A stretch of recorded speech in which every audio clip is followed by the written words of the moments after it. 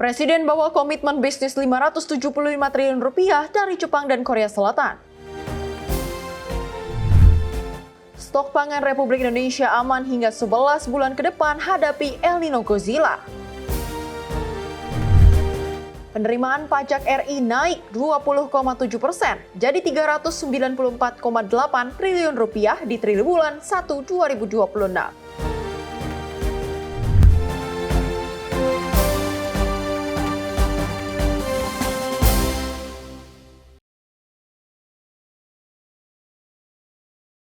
Halo pemirsa, Ruang Kabinet kembali hadir menemani Anda. Selain 3 informasi utama tadi, kami masih akan memberikan informasi menarik lainnya. Bersama saya Priska Priscilla, inilah Ruang Kabinet untuk Anda.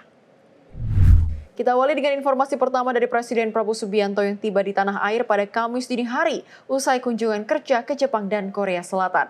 Presiden membawa komitmen bisnis senilai Rp575 triliun dari kedua negara.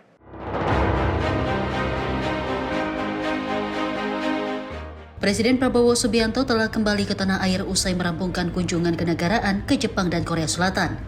Presiden tiba di Pangkalan TNI AU Halim Perdana Kusuma pada Kamis 2 April dini hari dan disambut oleh Wakil Presiden Gibran Rakabuming Raka bersama sejumlah pejabat tinggi negara.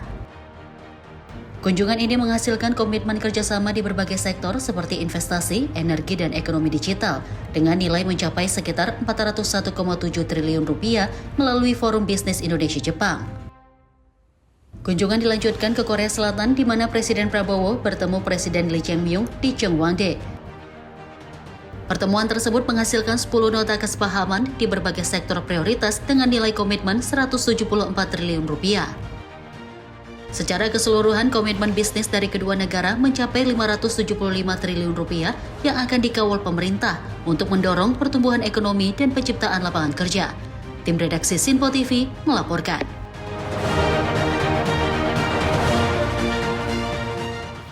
Selain itu, Presiden Prabowo Subianto juga memerintahkan Menteri PKP Mauroar Sirait untuk mempercepat pembangunan perumahan murah di kawasan strategis. Hal ini bertujuan untuk memperluas akses hunian layak bagi masyarakat berpenghasilan rendah dengan memanfaatkan lahan negara.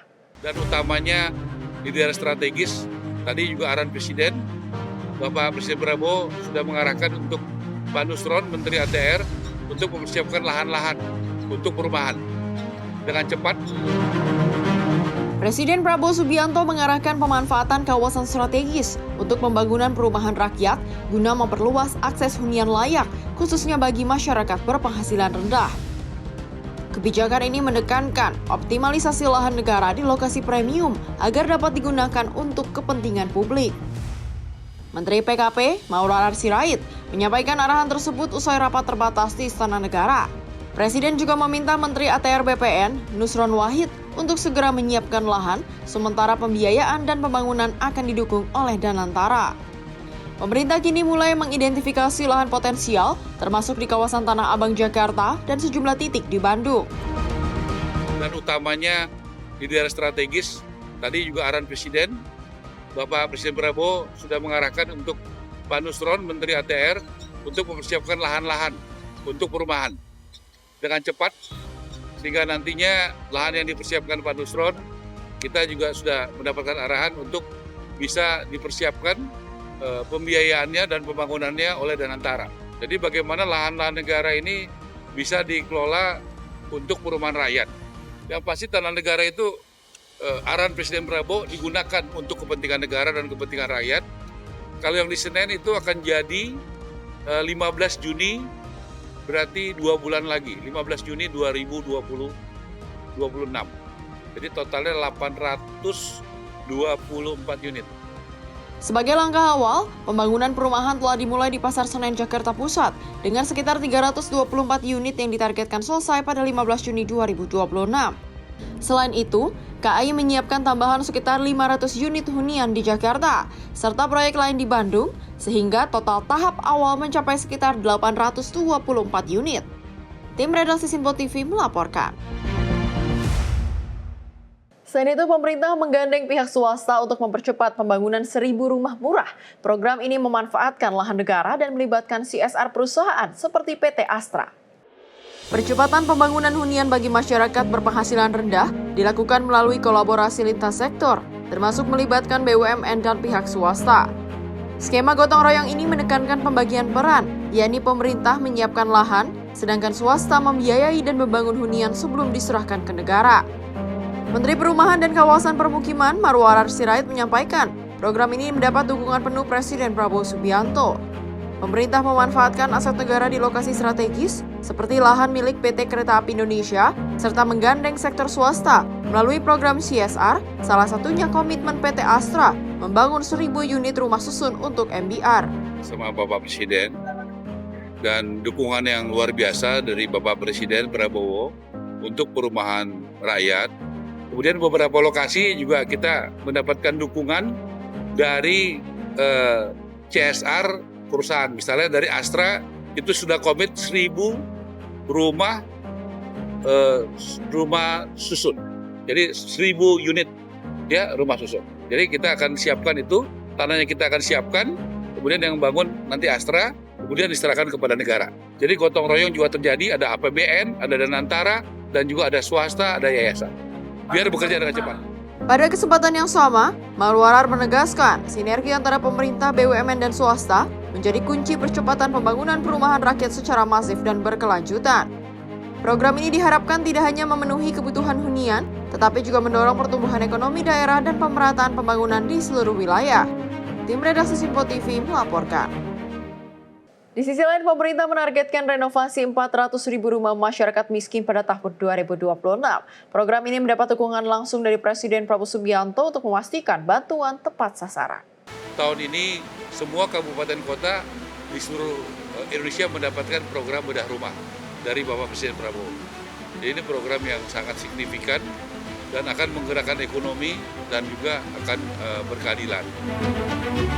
Usai menerima penghargaan langsung dari Presiden Prabowo di Istana Kepresidenan pada Senin 6 April, Menteri Perumahan dan Kawasan Permukiman Marwarar Sirait mengumumkan peningkatan signifikan program renovasi atau bedah rumah pada 2026. Dari sebelumnya 45.000 rumah tahun lalu, pemerintah menargetkan 400.000 rumah direvitalisasi tahun ini sebagai bagian dari upaya memperluas akses perumahan rakyat. Marwarar menyebut, Presiden memberikan dukungan penuh terhadap program perumahan rakyat, termasuk renovasi rumah bagi masyarakat miskin. Pemerintah akan bekerja sama dengan Badan Pusat Statistik untuk memastikan bantuan tepat sasaran berdasarkan data desil 1 hingga 4, sehingga masyarakat yang benar-benar membutuhkan mendapatkan manfaat. Ya, seperti buat renovasi rumah, tadi saya katakan, tahun lalu cuma 45.000 rumah, tahun ini 400.000 rumah, dan sedang dipersiapkan suatu langkah-langkah untuk kedepannya lebih besar lagi. Kita tentu akan bekerja sama dengan BPS ya Mas ya, supaya tentu ada aturannya. Seperti misalnya kita melakukan renovasi rumah, itu ada desil 1 sampai desil 4. Jadi tentu ada aturannya bagaimana yang berhak mendapatkan, supaya tepat sasaran. Jangan nanti yang kaya dapat, yang membutuhkan, yang kurang mampu tidak dapat. Jadi itu ada aturannya, BPS sudah menyiapkan datanya. Tahun lalu ada 220 kabupaten kota yang tidak dapat, sekitar 220. Tahun ini semua kabupaten kota di seluruh Indonesia mendapatkan program bedah rumah dari Bapak Presiden Prabowo. Jadi ini program yang sangat signifikan dan akan menggerakkan ekonomi dan juga akan berkeadilan. Selain itu, program bedah rumah tahun ini akan menjangkau seluruh kabupaten kota di Indonesia, berbeda dengan tahun lalu yang masih menyisakan 220 daerah yang belum menerima. Marwarar menilai, langkah ini akan mendorong ekonomi daerah sekaligus menciptakan keadilan pembangunan di seluruh wilayah. Tim Redaksi Simpo TV melaporkan. Kita beralih ke Komisi 5 DPR RI yang menggelar rapat kerja bersama dengan Kementerian Pekerjaan Umum dengan membahas evaluasi infrastruktur pasca momen Lebaran tahun 2026. Salah satu hal yang menjadi perhatian DPR yakni pelayanan dan fasilitas di sejumlah rest area yang dinilai masih belum optimal.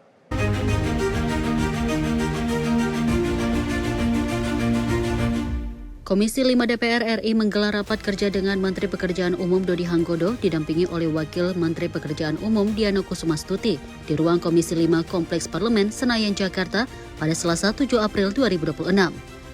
Rapat kerja yang dipimpin langsung oleh Ketua Komisi 5 DPR, Basarus, membahas evaluasi pelaksanaan prasarana umum dan infrastruktur pasca Lebaran tahun 2026.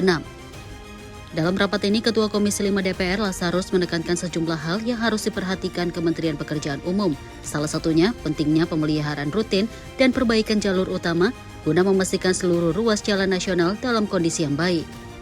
Selain itu, Komisi 5 DPR turut menyoroti persoalan fasilitas publik, yaitu rest area di sejumlah jalan tol yang kurang optimal dalam melakukan pelayanan publik. DPR turut meminta Kementerian Pekerjaan Umum untuk memberikan atensi kepada pihak pengelola dalam hal perbaikan pelayanan para pemudik. Ini rest area ini menjadi tanggung jawab kita juga nih, Pak Menteri, terutama di jalan-jalan tol ya. Ini juga mendapat perhatian. Saya rasa ini masalahnya sudah menaun, Pak. Dan selalu kita temukan, apakah tahun ini masih ada persoalan di rest area? Masih. Ini saya rasa karena ini menyangkut pelayanan publik, mau tidak mau nih Pak Menteri ya. Walaupun ini setengah-setengah tanggung jawab kita, setengah tanggung jawab pengelola Pak, dari rest area itu. Tetapi yang menjadi kewenangan kementerian menurut saya kita harus atensi untuk kita tingkatkan sehingga di pelayanan baik mudik lebaran, balik atau mudik atau balik lebaran tahun 2026 ini, 2027 nanti ya, dan Natal dan Tahun Baru tahun 2026 ini bisa kita tingkatkan pelayanan di seluruh rest area yang ada di seluruh Indonesia. Sementara itu, Menteri Pekerjaan Umum RI Dodi Hanggodo mengakui masih ada kendala dalam hal pelayanan para pemudik di sejumlah rest area dalam momen mudik dan balik lebaran 2026. Dirinya menyebut sudah sepakat bersama dengan Menteri Perhubungan dan Korlantas Polri untuk melakukan evaluasi serta penataan ulang rest area yang dinilai kurang optimal. Pada saat kemacetan setinggi itu pun memang yang nampak macet sekali itu di tol MBZ, tapi secara keseluruhan sampai dengan tol Kali Kangkung masih sekitar 6 jaman Pak. Jadi which is masih acceptable Pak secara keseluruhan Pak ya. Tapi again itu satu hal yang kita akan bereskan Pak, supaya nanti di libur Nataru 2026 dan Lebaran 2027 itu nggak terulang lagi Pak. Dan untuk tambahan rest area, sebenarnya dari pihak BPJT sudah membuat rest area tambahan selain yang fungsional di sepanjang jalan tol antara Jakarta ke Surabaya. Ada juga rest area yang di luar jalan tol, tapi kalau mereka keluar mereka nggak dicas lagi, kayak seperti itu. Tapi mungkin kami sosialisasinya kurang begitu mantap sehingga kemudian masyarakat belum terinfo secara detail, Pak. Tim redaksi Sinpo TV melaporkan.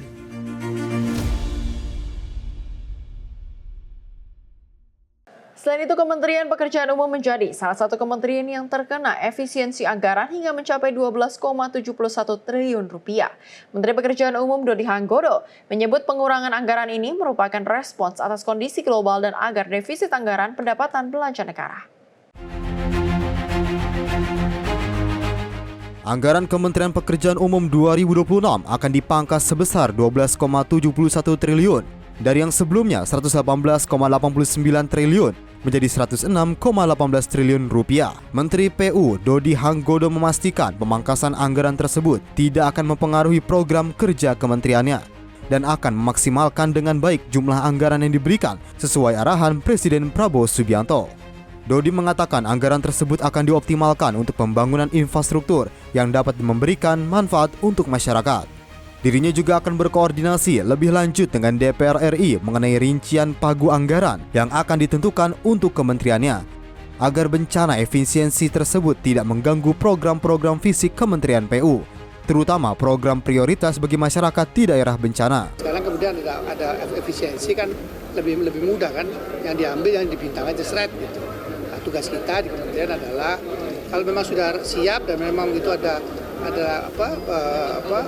memberikan dampak positif pada masyarakat di bawah, kan sesuai dengan arahan Pak Presiden juga. Apa yang bisa diberikan maksimal ke masyarakat itu yang kita dahulukan. Ya udah. Jadi kita akan matur ke Pak Presiden juga, Pak Presiden ini kira-kira manfaatnya banyak sekali kepada masyarakat, terutama dalam kondisi seperti sekarang ini kan ekonomi lagi turun. Kita akan mohonkan Pak Presiden. Efisiensi ini akhirnya ngaruh ke rencana lelang proyek baru nggak sih Pak, yang kayak tol Gilimanuk Mengui dan lain-lain itu? Kalau tol kan nggak ada, aman. aman ya. Pekerjaan itu tidak akan terganggu hanya gara masalah misalnya ini kan namanya politisasi anggaran ya. Ada tiktokan saya, DPR, Bappenas gitu-gitu lah, itu kan politisasi anggaran. Itu tidak boleh mengganggu program-program fisiknya. Karena kan program fisik itu kan harusnya harus segera bisa dimanfaatkan semaksimal oleh masyarakat. Ada Pak Presiden seperti itu.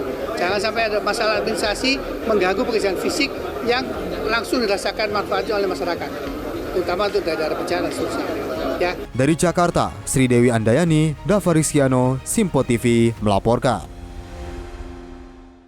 Selain itu ada pula Wakil Menteri Transmigrasi, Viva Yoga Mauladi, yang menyerahkan 109 sertifikat hak milik warga transmigrasi di Kecamatan Pulubala, Kabupaten Gorontalo. Penyerahan SHM ini diharapkan dapat memberikan kepastian hukum bagi warga transmigran. Wakil Menteri Transmigrasi, Viva Yoga Mauladi, menyerahkan secara simbolis 109 sertifikat hak milik SHM kepada masyarakat di kawasan transmigrasi Pulubala, Kabupaten Gorontalo pada Rabu 8 April 2026. Penyerahan ini dilakukan untuk meningkatkan kesejahteraan masyarakat transmigrasi hingga warga setempat yang ada di kawasan transmigrasi. Berbagai program pemberdayaan rakyat dilakukan, seperti peningkatan fasilitas umum, pendidikan, kesehatan, renovasi sekolah dan toilet, pembangunan infrastruktur, serta bantuan irigasi pertanian. Ya, hari ini kami dari Kementerian Transmigrasi mewakili Pak Menteri Iftitah hadir untuk menyerahkan 109 sertifikat hak milik warga trans yang ada di Kabupaten Gorontalo di kawasan transmigrasi Pulubala. Dan besok kita akan berkunjung ke Kabupaten Gorontalo Utara di kawasan transmigrasi Sumalata. Jadi program transmigrasi itu adalah bagian dari Asta Cita Presiden. Melalui Kementerian Transmigrasi kita bisa melakukan program-program pemberdayaan rakyat untuk peningkatan fasilitas umum, pendidikan, kesehatan, renovasi sekolah, renovasi toilet, pembangunan infrastruktur, jalan non-status yang tidak dibangun oleh kementerian lain kita bangun, dan juga untuk bantuan irigasi pertanian, pembuatan tanggul-tanggul di sungai agar ada jaringan tersier di petani di kawasan transmigrasi. Intinya bahwa Kementerian Transmigrasi hadir di sini untuk dapat meningkatkan kesejahteraan bukan hanya masyarakat trans, tapi juga warga setempat yang ada di kawasan transmigrasi. Dengan begitu, Wamentrans berharap program transmigrasi yang menjadi bagian dari Asta Cita Presiden dapat bertransformasi jauh lebih baik. Dari Gorontalo, Shelly Siregar, Ahmad Amin, Simpo TV melaporkan. Wapres dorong modernisasi pertanian dan petani milenial. Informasi selengkapnya usai jeda, tetaplah bersama kami di Simpo TV.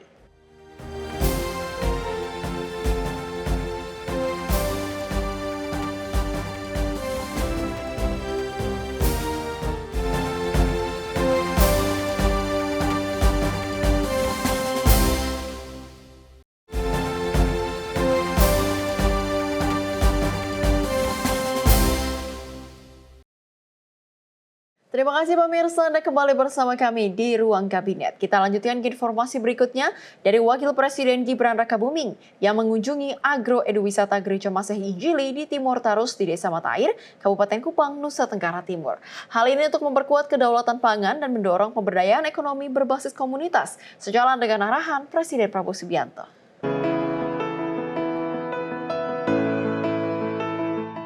Wakil Presiden Republik Indonesia Gibran Rakabuming Raka melakukan kunjungan ke Taman Agro Eduwisata GMIT Tarus yang terletak di Desa Mata Air, Kecamatan Kupang Tengah, Kabupaten Kupang, Senin 6 April 2026.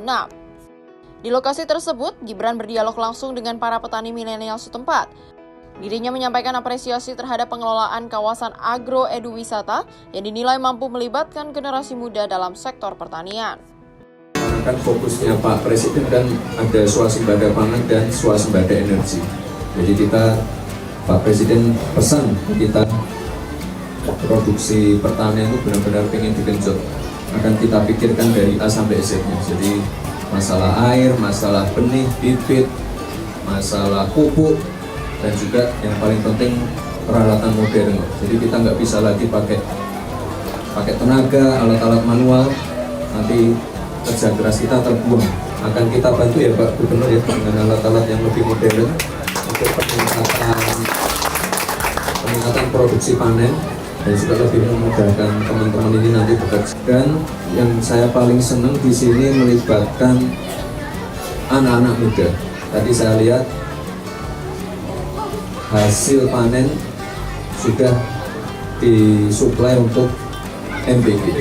Jadi kan untuk off-takernya kan sudah jelas ya, nanti digunakan untuk MPK. Termasuk yang perikanan ini disuplai juga ya. Jadi nanti PR kita ya Pak Gubernur ya, kita akan tambah alat-alatnya sesuai kebutuhan. Ia juga menekankan pentingnya modernisasi alat pertanian guna mencegah kerugian pasca panen serta meningkatkan produktivitas. Gibran mengingatkan pentingnya menjaga konsistensi pengelolaan kawasan agro-eduwisata tersebut, terutama dalam mendukung rantai pasok pangan. Pemerintah akan mengoptimalkan seluruh rantai produksi pertanian dari hulu hingga hilir, termasuk pemanfaatan teknologi modern. Wapres juga mencatat keterbatasan alat dan mesin pertanian, Al-Sintan, di Desa Mata Air, serta meminta dukungan pemerintah daerah untuk memperkuat sarana produksi. Selain itu, Wapres menekankan pentingnya peran generasi muda dalam transformasi pertanian modern. Wapres turut mengapresiasi keterkaitan hasil panen dengan program makan bergizi gratis yang memberikan kepastian pasar. Agro-eduwisata GMIT Tarus merupakan inisiatif Majelis Sinode GMIT yang mengintegrasikan pertanian, perikanan, dan edukasi dalam satu kawasan produktif melalui kolaborasi lintas pihak guna meningkatkan kesejahteraan masyarakat. Tim Redaksi Sinpo TV melaporkan. Sementara itu, pemerintah memastikan stok pangan nasional aman hingga 11 bulan ke depan. Ketersediaan ini dinilai cukup untuk menghadapi dampak El Nino Godzilla. Di tengah ancaman kekeringan ekstrim, Menteri Pertanian Andi Amran Sulaiman menyebut cadangan pangan nasional diproyeksi tetap kuat dalam menghadapi potensi El Nino Godzilla. Pemerintah optimistis ketersediaan beras yang melimpah, mampu menjaga ketahanan pangan meski kekeringan diperkirakan berlangsung hingga 6 bulan. Ketahanan stok ini dihitung dari gabungan pasokan beras nasional, mulai dari cadangan di gudang Bulog, stok sektor swasta hingga potensi panen yang sedang dan akan berlangsung. Saat ini stok beras Bulog mencapai 4,5 juta ton dan diperkirakan naik menjadi 5 juta ton dalam waktu dekat. Ditambah stok swasta sekitar 12,5 juta ton, serta potensi panen sebesar 11 juta ton. Artinya 11 bulan ke depan ini aman stoknya. Oke. Untuk rakyat Indonesia 11 bulan ke depan aman. Sedangkan kekeringan 6 bulan. Berarti aman kan? Berarti bisa sampai Maret panen puncak tahun depan aman. Selain itu, program pemerintah seperti pompanisasi diperkirakan mampu menambah produksi hingga 2 juta ton per bulan selama periode El Nino. Dengan tambahan tersebut, stok beras dinilai sangat aman hingga lebih dari 11 bulan. Bahkan berpotensi mencukupi kebutuhan hingga puncak panen pada 2027. Tim Redaksi Sinpo TV melaporkan. Selain itu, dalam rapat kerja bersama dengan Komisi 4 DPR, Menteri Pertanian Amran Sulaiman menyampaikan cadangan beras nasional mencapai level tertinggi sepanjang sejarah. Bulog memastikan capaian tersebut ditopang pengadaan gabah dan beras secara intensif sehingga stok tetap aman.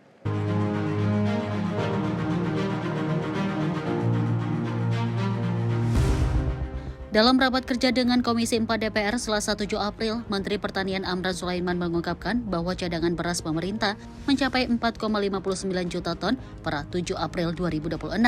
Ini menjadi level tertinggi sepanjang sejarah. Ia menegaskan kondisi tersebut membuat stok beras nasional berada dalam posisi sangat aman. Menurutnya, ketersediaan beras diperkirakan cukup untuk memenuhi kebutuhan 10 hingga 11 bulan ke depan, sehingga mampu mengantisipasi dampak fenomena El Nino yang diprediksi berlangsung sekitar 6 bulan. Pemerintah pun mulai bersiap menghadapi musim kemarau yang diperkirakan dimulai pada April dan mencapai puncaknya pada bulan Agustus. Kondisi stok beras nasional Indonesia dipastikan aman untuk 10 sampai 11 bulan ke depan. Di sisi lain, El Nino diperkirakan 6 bulan.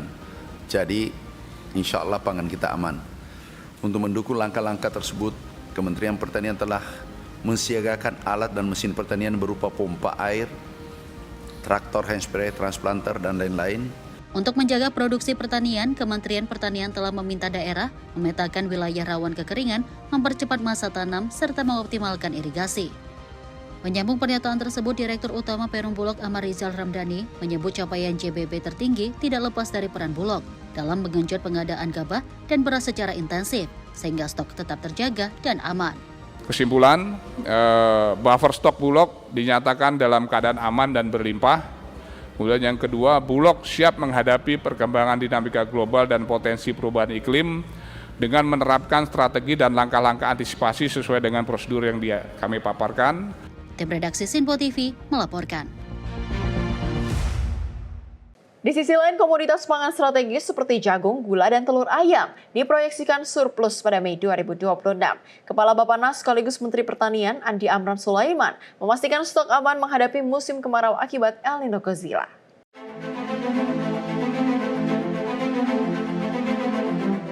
Kepala Badan Pangan Nasional sekaligus Menteri Pertanian Andi Amran Sulaiman menyampaikan bahwa komoditas pangan strategis seperti jagung, gulai, telur ayam, dan daging ayam diproyeksikan surplus pada Mei 2026.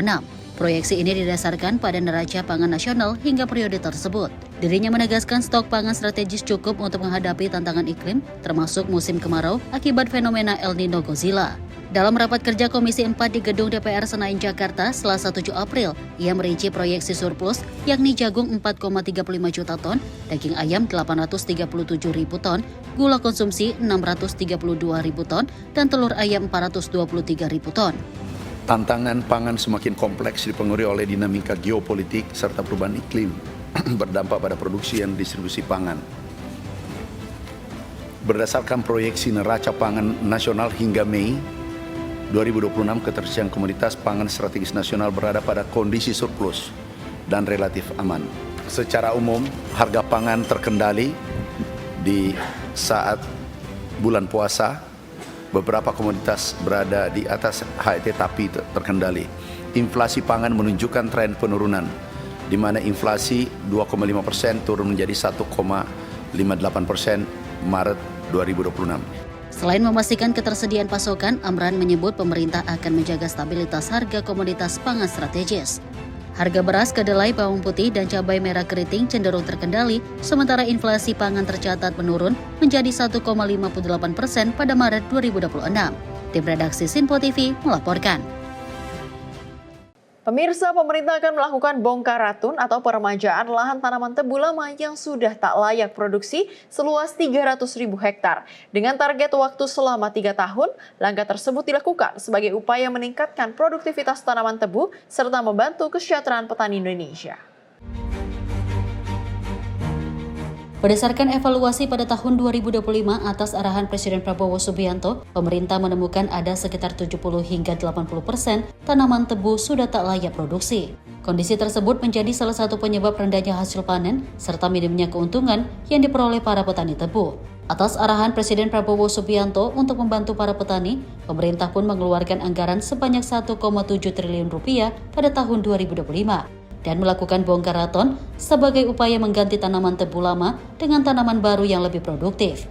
Program bongkar raton ini dilakukan secara bertahap, yakni dengan mengganti tanaman baru di lahan sekitar 100.000 hektar setiap tahunnya, dan akan dilakukan selama kurun waktu 3 tahun ke depan dengan target bongkar raton seluas 300.000 hektar. Yang pertama kami ucapkan terima kasih kepada Ketua Komisi 6, Wakil Ketua Komisi 6, dan seluruh anggota Komisi 6 DPR RI. Karena beliau-beliau mensupport sektor pangan, khususnya gula, rafinasi, molase, dan seterusnya. Kami sudah sampaikan bahwa setelah kami mengevaluasi tahun 2025, atas arahan Bapak Presiden, kami mengecek tebu-tebu kita seluruh Indonesia, 70-80% itu tidak layak, sehingga kita lakukan bongkar ratun, dan Bapak Presiden meminta kami untuk membantu petani-petani tebu Indonesia. Kami langsung anggarkan 1,7 triliun di 2025, kita lanjutkan di 2026.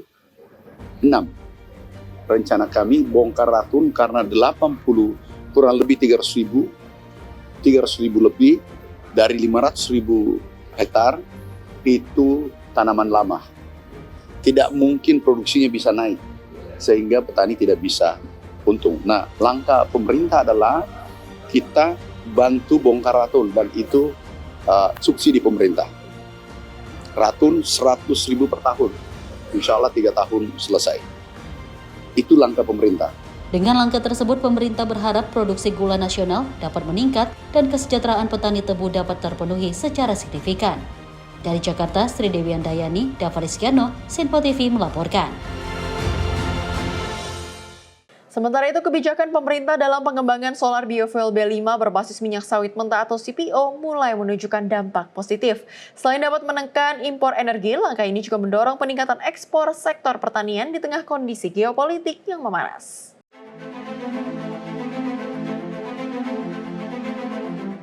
Pemerintah tengah berupaya menargetkan penghentian impor solar pada tahun ini sesuai dengan arahan Presiden Prabowo Subianto.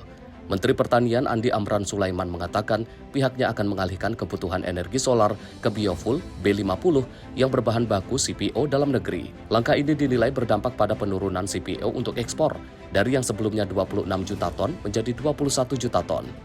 Hari ini stok kita mencapai stok beras 4,6 juta ton. Dan itu tertinggi sepanjang sejarah stok kita. Itu sektor pangan. Kemudian yang menarik adalah biofuel. Target dari perintah Bapak Presiden, kita tidak impor solar tahun ini. Itu kita gunakan dari CPO. 5,3 juta ton kita tidak impor solar. Di sisi lain, kita gunakan CPO kita untuk solar. Biofuel B50. Ternyata setelah kita tidak impor solar dan mengurangi ekspor, CPO kita dari 26 juta kita kurangi menjadi 21 juta. Ternyata petani-petani kita memanfaatkan kondisi geopolitik yang memanas.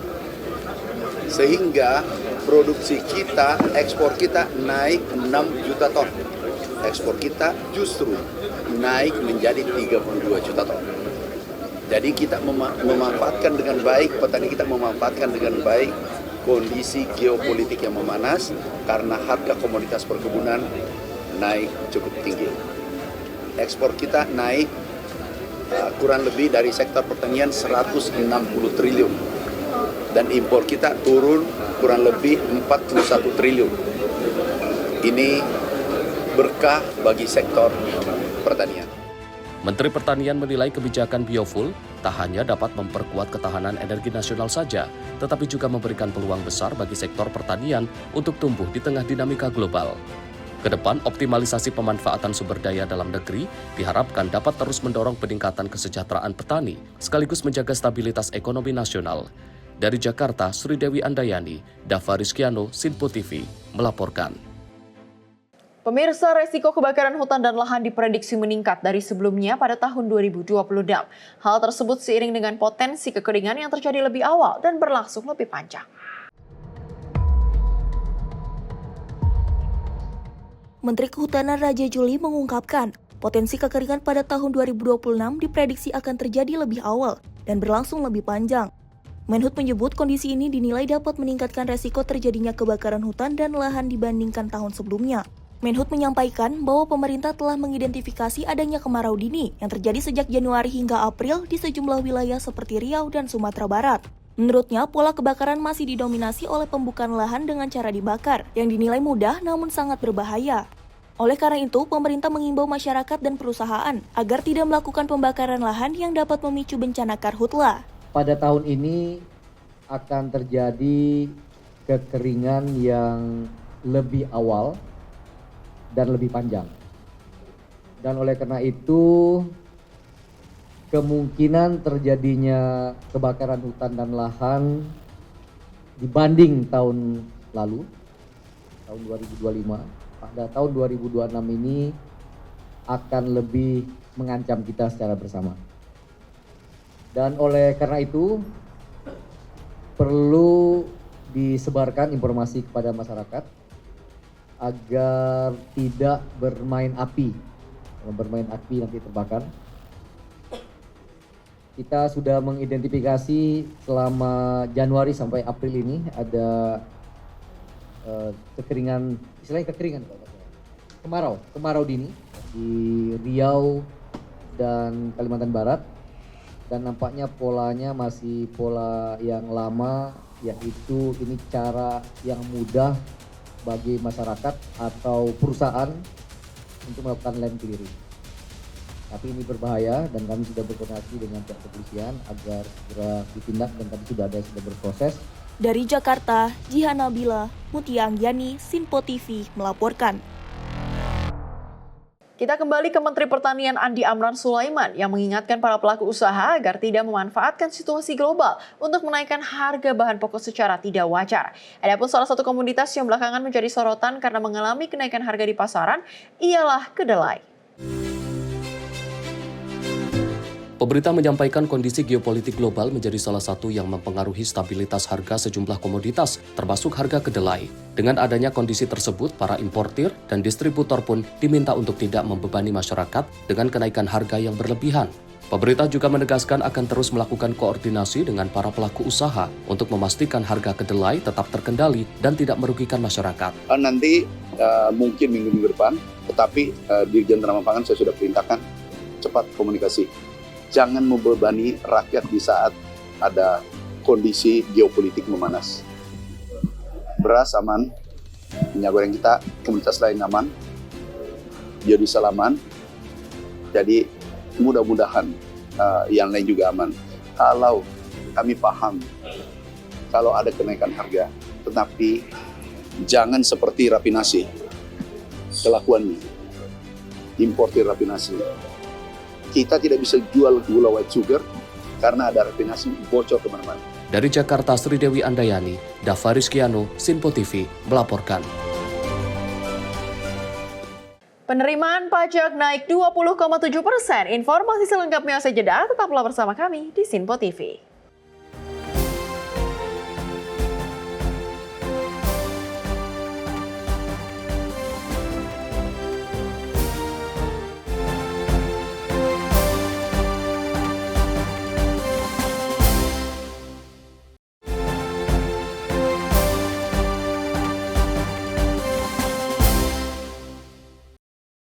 Terima kasih pemirsa, Anda kembali bersama kami di Ruang Kabinet. Kita lanjutkan ke informasi berikutnya mengenai penerimaan pajak Indonesia pada triwulan 1 2026 naik 20,7% menjadi 394,8 triliun.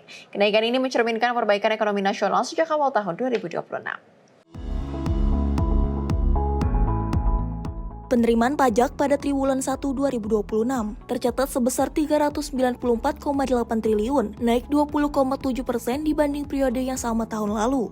Menteri Keuangan Purbaya Yudi Sadewa menilai pertumbuhan ini mencerminkan perbaikan aktivitas ekonomi sejak awal tahun. Kenaikan penerimaan pajak terutama didorong oleh pajak pertambahan nilai atau PPN dan pajak penjualan barang mewah atau PPNBM yang melonjak 57,7% menjadi 155,6 triliun. Penerimaan dari pajak penghasilan, baik PPh badan maupun PPh orang pribadi juga meningkat, menandakan ketaatan wajib pajak yang lebih baik serta aktivitas ekonomi yang lebih tinggi dibanding tahun sebelumnya. Jadi kenaikan pajak itu inline atau mengkonfirmasi bahwa ekonomi betul-betul sedang mengalami perbaikan. PPN dan PPNBM-nya tumbuhnya 57,7%. Artinya memang aktivitas ekonominya amat lebih sibuk dibandingkan dengan periode yang sama tahun lalu. PPh orang pribadi dan PPh 21 tumbuhnya 15,8%. Jadi ini suatu hal yang menunjukkan bahwa memang ada perbaikan di perekonomian kita. Dan juga kerja orang pajak lebih baik dibanding tahun-tahun sebelumnya. Secara keseluruhan, pendapatan negara pada Januari sampai Maret 2026 mencapai 574,9 triliun, sedangkan belanja negara sebesar 815 triliun. Defisit APBN tercatat 0,93% dari PDB. Dianggap wajar karena percepatan belanja untuk mendorong pertumbuhan ekonomi dengan pemerintah tetap menjadi disiplin anggaran dan defisit di bawah 3% dari PDB. Tim redaksi Sinpo TV melaporkan. Di sisi lain, nilai ekspor produk perikanan Indonesia melonjak menjadi 6,27 miliar dolar Amerika Serikat pada 2025, tertinggi dalam 5 tahun terakhir. Menteri Trenggono memastikan kinerja ekspor dan produksi tetap kuat untuk menjaga daya saing global.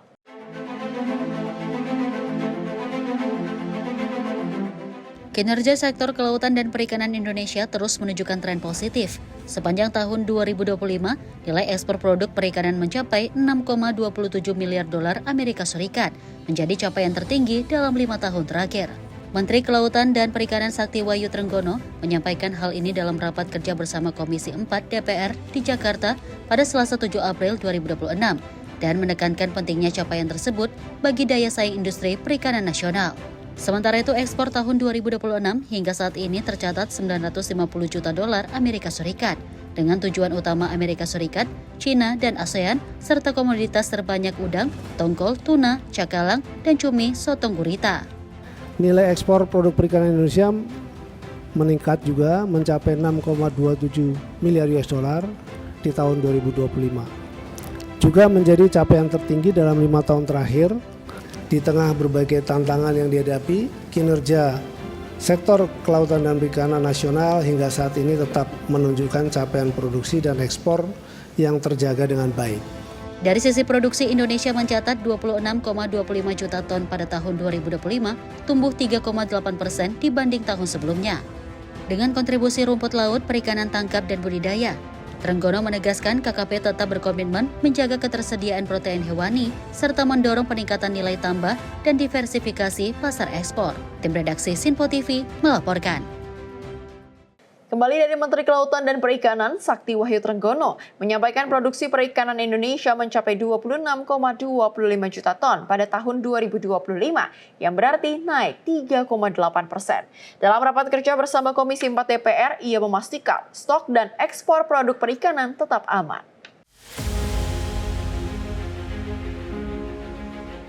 Menteri Kelautan dan Perikanan Sakti Wahyu Trenggono menyampaikan bahwa produksi kelautan dan perikanan nasional terus meningkat.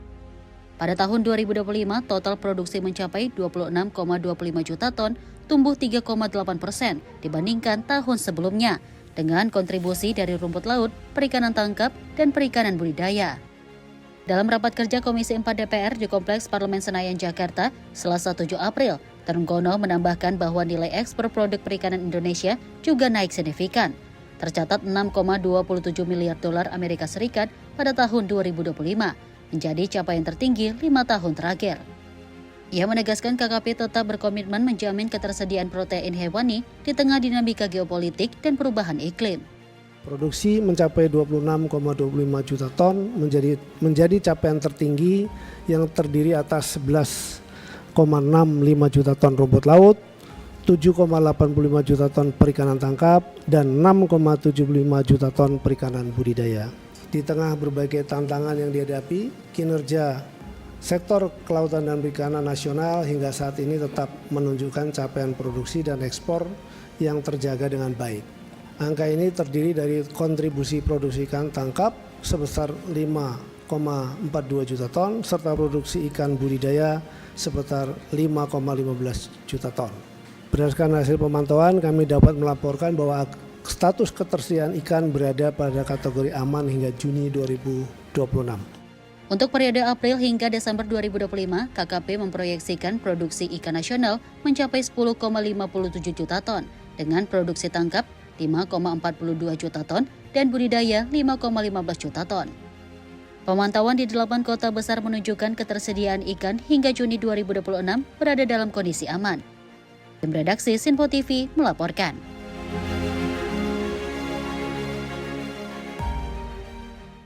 Selain itu, pemirsa, pemerintah mempercepat konsolidasi 15 BUMN logistik menjadi satu entitas nasional. Langkah ini ditargetkan rampung dalam waktu 1 bulan ke depan.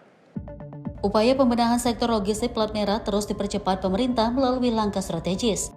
Salah satunya dengan menggabungkan 15 BUMN logistik ke dalam satu entitas nasional yang ditargetkan selesai dalam waktu 1 bulan ke depan. Kepala BP BUMN Doni Oskaria menyampaikan bahwa proses konsolidasi saat ini telah berjalan dan segera diumumkan.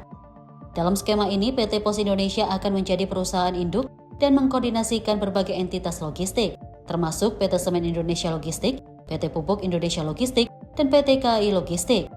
Langkah ini diharapkan mampu meningkatkan efisiensi serta memperkuat daya saing BUMN di sektor tersebut. Kita akan mengkonsolidasikan 15, sudah mulai prosesnya. Insya Allah juga dalam 1 bulan ini akan selesai, akan kita announce 15 perusahaan menjadi satu perusahaan logistik nasional kita. Nah ini kita lapangkan satu persatu. Insya Allah mudah-mudahan semakin cepat proses transformasi BUMN dan semakin dirasakan manfaatnya oleh masyarakat. Kebijakan ini sejalan dengan arahan Presiden Prabowo Subianto yang mendorong restrukturisasi BUMN agar lebih ramping dan kompetitif di tingkat global. Pemerintah juga berkaca pada keberhasilan pembentukan Badan Pengelola Investasi Danantara yang dinilai mampu memberikan kinerja positif, sehingga optimisme terhadap konsolidasi BUMN logistik semakin menguat. Tim redaksi Sinpo TV melaporkan. Kita beralih ke Dewan Pengawas BPJS Ketenagakerjaan. Dedi Hardianto mengatakan sebanyak 523.000 perusahaan belum mematuhi pembayaran BPJS Ketenagakerjaan per akhir tahun 2025. Hal tersebut disampaikan dalam rapat dengar pendapat bersama Komisi 9 DPR RI. Berlangsung pada Selasa 7 April 2026 di Kompleks Parlemen Senayan, Jakarta, Komisi 9 DPR RI melakukan rapat dengar pendapat dengan Dewan Pengawas dan Direktur Utama BPJS Ketenagakerjaan. Dalam rapat tersebut, Ketua Dewan, Dedi Hardianto mengungkapkan bahwa terdapat 870.000 pemberi kerja aktif yang sudah menjadi peserta BPJS Ketenagakerjaan per 31 Desember 2025. Namun, terdapat 523.000 pemberi kerja yang terindikasi belum patuh. Dedi juga mencatat perusahaan daftar sebagian, PDS alias perusahaan yang tidak mendaftarkan seluruh karyawan, tidak melaporkan upah sebenarnya atau hanya ikut sebagian program BPJS, masih cukup besar, yakni mencapai 490.000 pemberi kerja. Per 31 Desember dari 878.000 pemberi kerja aktif yang sudah menjadi peserta ketenagakerjaan. Dari data tersebut terdapat 523.000 pemberi kerja yang terindikasi belum patuh. Nah ini data yang masuk di tahun 2025. Lalu juga PDS ada 490.000 pemberi kerja, perusahaan yang menunggak juga ada 95.000. Ini data-data di tahun 2025. Kedepannya, Dedi juga menegaskan akan memperkuat fungsi pengawasan dan melengkapi data-data klaim BPJS Ketenagakerjaan lebih detail, baik yang bermasalah maupun yang belum diselesaikan. Tim redaksi Sinpo TV melaporkan. Kita beralih ke Kementerian Kesehatan yang mencatat kasus tuberkulosis atau TB di Indonesia masih tinggi. Lebih dari 1 juta kasus, ratusan ribu diantaranya belum terdeteksi.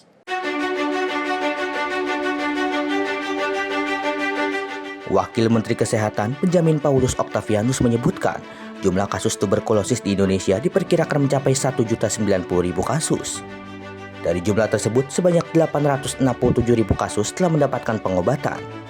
Benjamin mengatakan masih terdapat hampir 300.000 kasus yang belum ditemukan dan menjadi tantangan dalam penanganan tuberkulosis nasional. Menurutnya, pemberantasan tuberkulosis tidak bisa dilakukan oleh Kementerian Kesehatan saja, melainkan membutuhkan kolaborasi lintas sektor. Adapun pemerintah berencana melakukan screening secara masif sepanjang tahun 2026 untuk menemukan kasus tuberkulosis yang belum terdeteksi. Lebih lanjut, dirinya menyebutkan, kasus tuberkulosis banyak menyerang kelompok masyarakat berdaya ekonomi rendah sehingga dibutuhkan penanganan terpadu. Pemerintah berharap upaya bersama ini dapat menekan angka penularan dan mempercepat pemberantasan tuberkulosis di Indonesia. Di Indonesia masih cukup tinggi. Bahkan secara jumlah kasus diperkirakan ada 1.090.000 kasus TB di Indonesia, dan yang berarti tahun lalu 867.000 kasus. Jadi masih ada sekitar hampir 300.000 kasus yang belum ditemukan. Maka tantangan buat kita Indonesia dalam pemberantasan TB adalah bagaimana supaya seluruh untuk mengeliminasi tuberkulosis di Indonesia, maka umat TBC ini harus ada. Itu baru bisa. Selama kasus TB-nya masih ada, otomatis dia masih menginfeksi. Dari Jakarta, Jihan Nabila, Mutia Anggiani, Sinpo TV melaporkan. Informasi lain datang dari Kementerian Komunikasi dan Digital yang memeriksa layanan Meta dan Google perihal kepatuhan terhadap PP Tunas yang resmi berlaku. Saat ini proses kedua layanan tersebut masuk dalam proses tahap pengawasan melalui implementasi PP Tunas.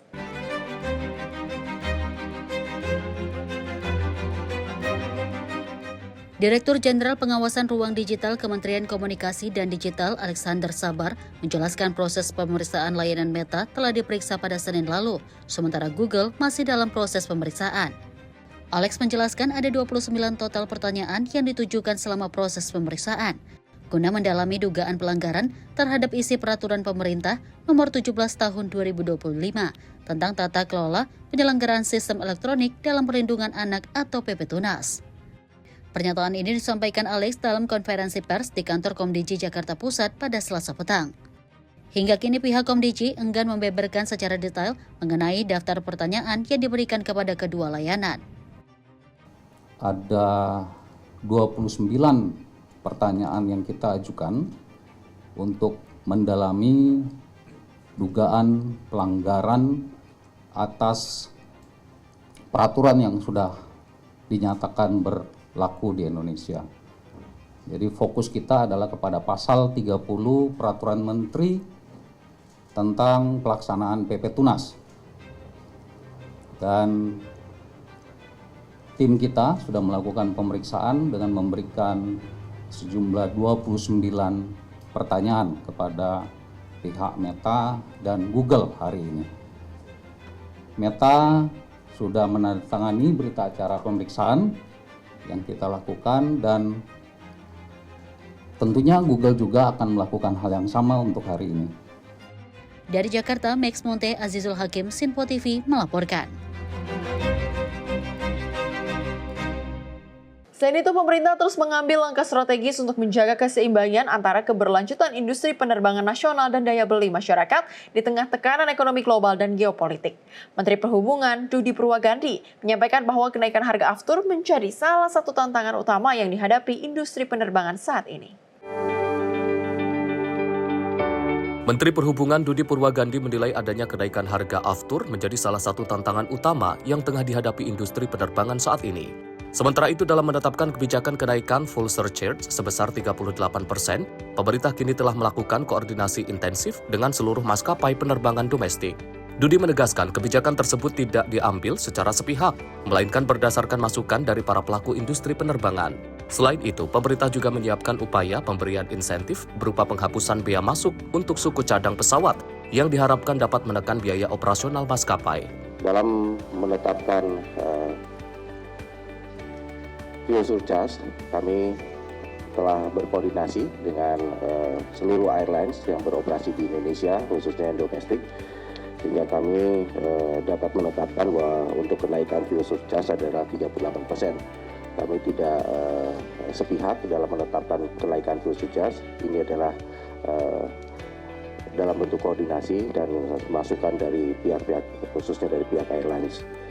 Kemudian kami ingin juga menyampaikan terima kasih kepada Pak Menteri Ekonomi dan juga Menteri Keuangan yang telah berkenan untuk menghapus bea masuk untuk suku cadang pesawat, sehingga kedepannya diharapkan dengan pengurangan atau penghapusan bea masuk suku cadang pesawat maka akan mengurangi beban biaya operasional dari maskapai penerbangan nasional kita. Lebih lanjut, kebijakan tersebut merupakan bagian dari upaya pemerintah untuk menjaga stabilitas industri penerbangan nasional sekaligus melindungi daya beli masyarakat. Dari Jakarta, Sri Dewi Andayani, Rona Bayu, Sinpo TV melaporkan. Pemirsa, informasi tadi sekaligus menutup perjumpaan kita pada Ruang Kabinet kali ini. Akhir kata, saya Priska Priscilla mewakili kerabat kerja yang bertugas pamit undur diri. Terima kasih dan sampai jumpa.